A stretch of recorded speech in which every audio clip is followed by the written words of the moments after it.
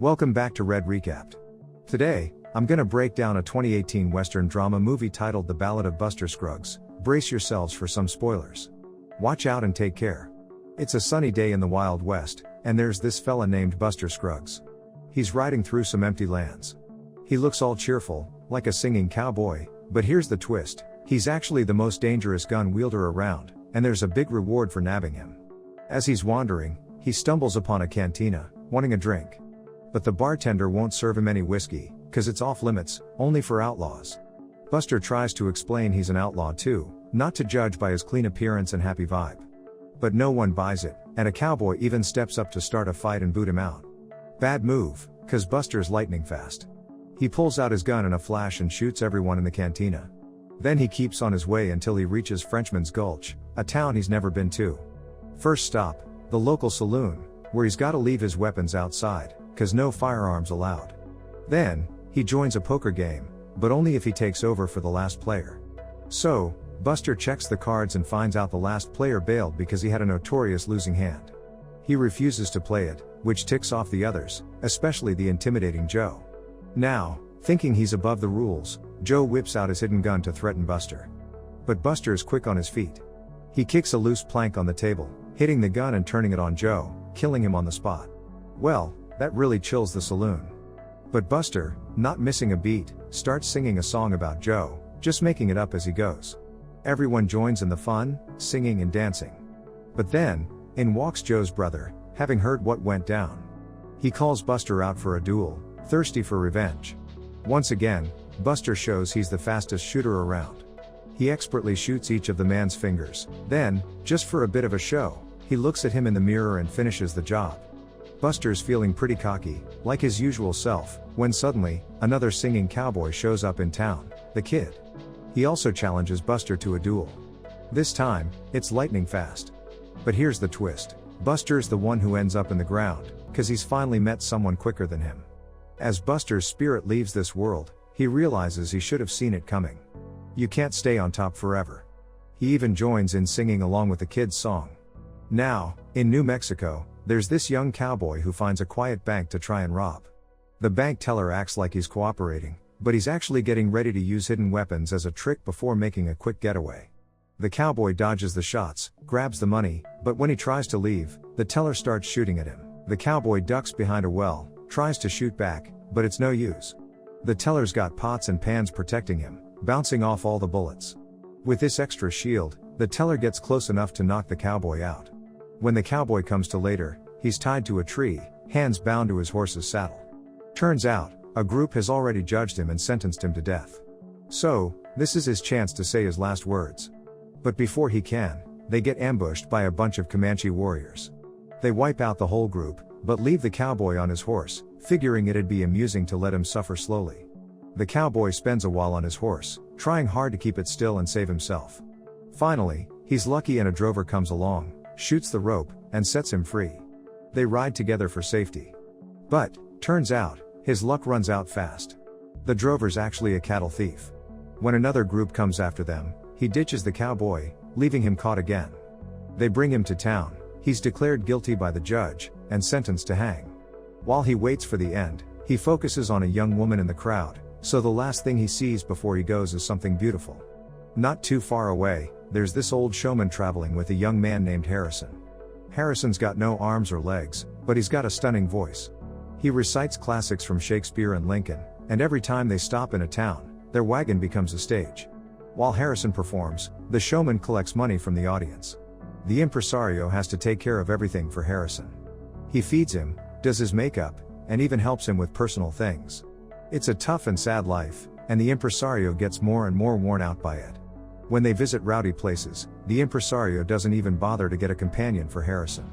He just leaves him in the same room and turns him around while he takes care of his own business. So, Harrison hears everything.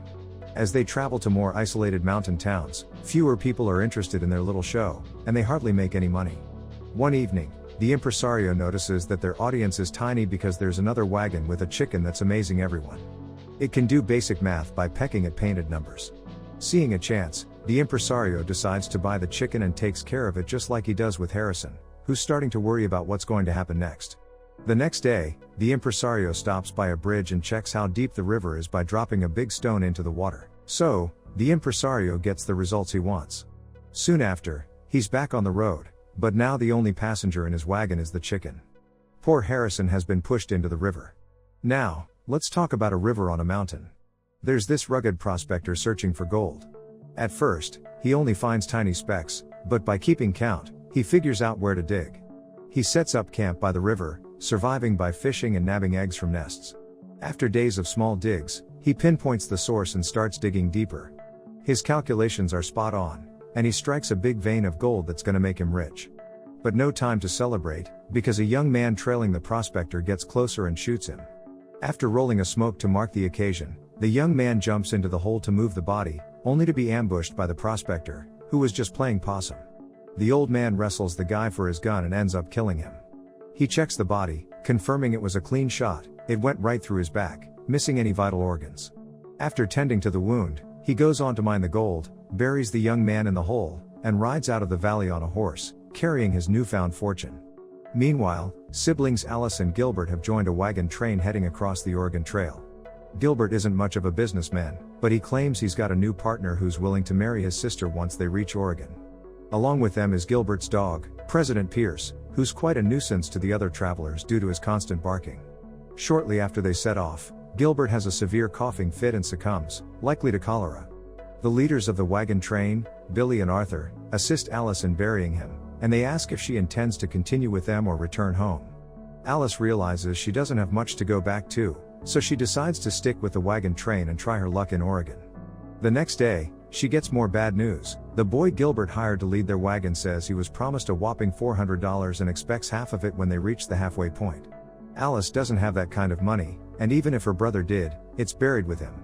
Alice talks to Arthur and Billy for advice. They point out that the wage is way too high, definitely more than usual. Alice blames Gilbert for being a lousy businessman, but Billy suspects the boy might be lying. He suggests ignoring him for now, and when they reach the halfway point, he'll try to scare the truth out of him. Since folks keep complaining about President Pierce, and Alice doesn't want to be responsible for a dog that's not even hers, Billy helps her out. He takes the dog to the middle of the valley and fires a shot into the air to shoo him off. So, the journey goes on smoothly, and Alice and Billy have some quality time together. They find they agree on a lot of things. When the hired boy asks for his pay, Billy tries to talk to him but doesn't get through. So, he offers Alice an alternative. See, he's been thinking of retiring from the wagon train, and he proposes to Alice. This way, he can take on Gilbert's debt and they can build a home together with a proper family. It's a bit of a shock for Alice, but she's come to care for Billy, so she says yes. A few days later, Arthur notices fresh tracks and realizes Alice is missing. Turns out, she heard President Pierce nearby and went to watch him bark at some prairie dogs. She ended up farther from the wagon train than she thought. Arthur finds her and tries to get back as fast as possible, but sadly, they're not quick enough. They get ambushed by a Native American party. Armed with 2 weapons, Arthur defends himself and gives one to Alice, urging her to use it if he doesn't make it. He believes death is better than being captured by the natives, who would subject her to terrible punishments. Arthur is a skilled gunman and manages to drive the natives away with precise shots. Just when he thinks it's over, a warrior catches him off guard and he falls. Pretending to be unconscious, Arthur waits for the Native American to approach and shoots him. When he returns to Alice, he's hit with the worst news. She also thought he was gone and used the pistol just as he instructed. He covers her with his coat, then starts making his way back to the wagon train with President Pierce, wondering what he'll tell Billy. On a different path, 5 people are traveling in a stagecoach to Fort Morgan. Thigpen, who's been singing for most of the journey, much to everyone's annoyance, explains that he and his partner Clarence often use this route while transporting cargo. He hints at something they have on top of the coach but doesn't specify what it is. Finally, Thigpen wraps up his singing, and the travelers start chatting. The fur trapper shares a story about his past relationship with a Hunkpapa woman. They couldn't understand each other's words, but he believes we're all similar in our basic needs. Lady Betjeman, a strong Christian, takes offense to this idea. She firmly states there are only 2 kinds of people, the virtuous and the sinful. This sparks a heated debate about human nature. Frenchman René chimes in too, but Thigpen and Clarence mostly just make occasional remarks, finding the whole thing quite entertaining. When René questions if Lady Betjeman remained faithful to her husband while living separately for a few years, she gets so upset she's practically speechless. Renee tries to get the driver to stop the coach by sticking his head out the window, but it's no use. Thigpen explains that company policy doesn't allow the coach to stop for any reason. To calm Lady Betjeman, Clarence decides to sing a bittersweet folk song. It soothes the woman, but interestingly, it also brings tears to Thigpen's eyes. Intrigued by these mysterious men, the trapper asks them to explain what exactly their line of work is. Thigpen spills the beans: they're bounty hunters.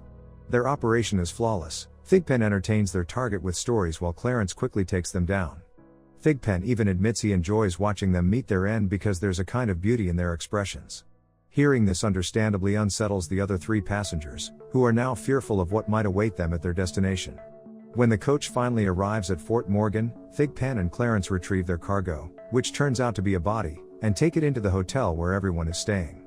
Renee, Lady Betjeman, and the trapper take a bit longer to get off, feeling cautious and uneasy. Eventually, they enter the hotel too.